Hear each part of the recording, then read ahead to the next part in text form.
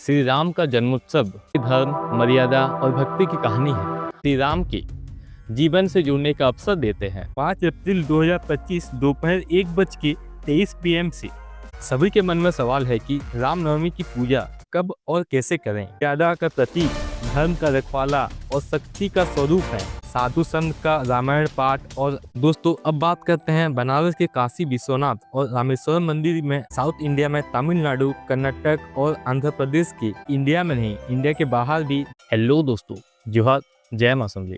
दोस्तों, आज मैं बात करने वाला हूँ एक त्योहार की, जो कि सिर्फ एक उत्सव नहीं, भक्ति शक्ति का एक अनोखा संगम है। श्री राम का जन्मोत्सव का ये सिर्फ एक दिन त्योहार नहीं, बल्कि धर्म, मर्यादा और भक्ति की कहानी है।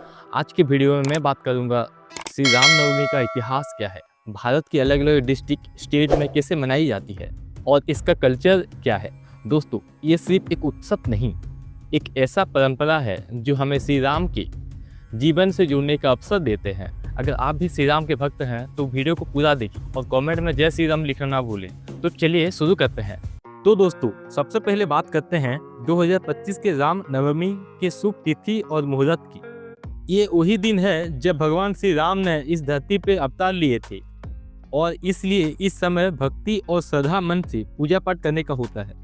और इस साल शुरू हो रही है 5 अप्रैल 2025 दोपहर 1:23 PM से और संपन्न होगा 6 अप्रैल 2025 दोपहर 3:14 PM तक।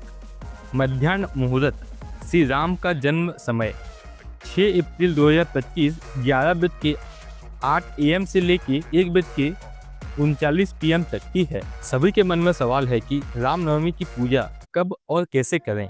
तो ध्यान रहे, 6 अप्रैल के मध्याह्न मुहूर्त में भगवान श्री राम के जन्म समय मनाया जाता है और इस वक्त रामायण का पाठ, विष्णु भक्ति और राम नाम का जप सबसे ज़्यादा फलदायक होता है। तो इस दिन अपने मन और वचन से श्री राम को स्मरण जरूर करें। दोस्तों, रामनवमी सिर्फ एक त्योहार नहीं, एक इतिहास है, एक शिक्षा है और एक भक्ति का महासंगम है। जब जब धर्म की रक्षा और अधर्म की विनाश करने की बात होती है, तब तब भगवान विष्णु ने अवतार धारण किए हैं। त्रेता युग में अयोध्या के राजा दशरथ अपने वंश को आगे बढ़ाने के लिए पुत्रस्थी यज्ञ किए थे। देन अग्निदेव दिव्य अस्त्र राजा दशरथ को दिए थे। राजा दशरथ ने अपनी 3 पत्नियों, माता कौशल्या, माता सुमित्रा और माता कैकेयी को, तीनों को बांटे थे। इससे उन्हें श्री राम, लक्ष्मण, भरत और शत्रुघ्न जैसे पुत्रों का वरदान मिला था। और फिर नवमी तिथि के पवन दिन माता कौशल्या के गर्भ से श्री राम का जन्म हुआ था। और उस युग में एक ऐसा पुरुष का अवतार हुआ था जो मर्यादा का प्रतीक, धर्म का रखवाला और शक्ति का स्वरूप है, भगवान श्री रामचंद्र। तब से रामनवमी धूमधाम से मनाया जाता है, जो हमें धर्म, मर्यादा और सत्य की शिक्षा देते हैं। चलिए दोस्तों, अब जानते हैं भारत की उन प्रसिद्ध जगह की जहां रामनवमी बड़ी उत्सव से मनाई जाती है। दोस्तों, ये है श्री राम के जन्मभूमि अयोध्या। यहाँ हर साल रामनवमी के अवसर पे सबसे विशाल मेला लगता है। यहाँ भव्य अभिषेक, रथ यात्रा, साधु संत का रामायण पाठ और लाखों भक्तों की भक्ति का समुदाय देखने लायक होता है।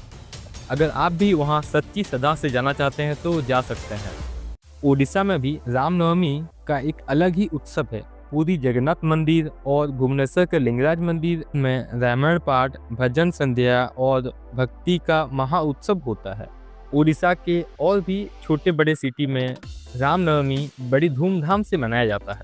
दोस्तों, अब बात करते हैं बनारस के काशी विश्वनाथ और रामेश्वरम मंदिर में रामनवमी का महत्व और भी बढ़ जाता है। यहाँ वैदिक यज्ञ, भजन कीर्तन और विष्णु भक्ति का अनेक अनुष्ठान होती है, जो एक अलग ही दिव्यता का अनुभव देता है। अब बात करते हैं मुंबई और अहमदाबाद में रामनवमी के दिन मंदिरों में दीप दान होता है और भजन संध्या का विशेष आयोजन भी किया जाता है। यहाँ राम कथा, सुंदर खंड पथ और विष्णु भक्ति का एक अलग ही महत्व है।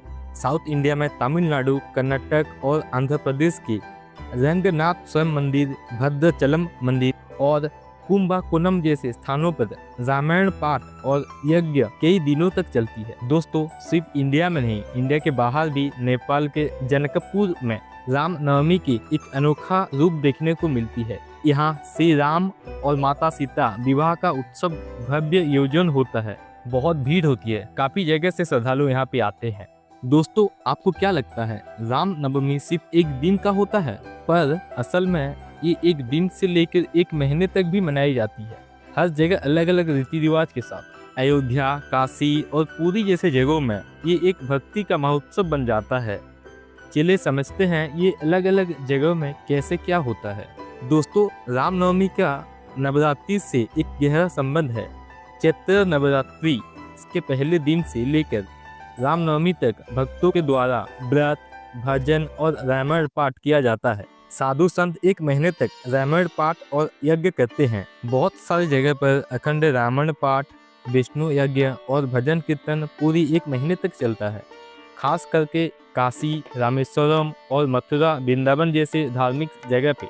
अयोध्या में राम मंदिर में सुबह यात्रा, विष्णु होम और भजन संध्या होता है, जो कि 10 से 15 दिन तक चलती है। तो दोस्तों, रामनवमी सिर्फ एक दिन का नहीं बल्कि एक अत्यंत दिव्य अवसर है जो भक्तों की प्रेम और श्रद्धा से कई दिन तक मनाई जाती है। चाहे रामनवमी एक दिन का हो या एक महीने का, असली महत्व भक्ति का है।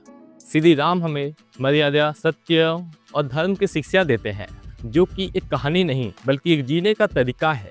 अगर हम सिर्फ राम के शिक्षा के अनुसार अपनी जिंदगी में उतार लें तो हर दिन एक नया उत्सव जैसा होगा। आपकी एक लाइक मुझे मोटिवेट मिलती है मुझे नए नए वीडियो बनाने में। आप अपने शहर में रामनवमी कैसे मनाते हैं मुझे कमेंट में ज़रूर बताइए, और जय श्री राम कमेंट में लिखना ना भूलें। तो दोस्तों, अगर आपको ये वीडियो इन्फॉर्मेटिव और इंटरेस्टिंग लगा है तो एक लाइक जरूर करें, दोस्तों के साथ शेयर करें और मेरे चैनल एक्सप्लोर विद साहू को सब्सक्राइब करें। तो दोस्तों, मिलते हैं एक नए वीडियो में, नए सफ़र में। तब तक के लिए जय मां समली, जय श्री राम।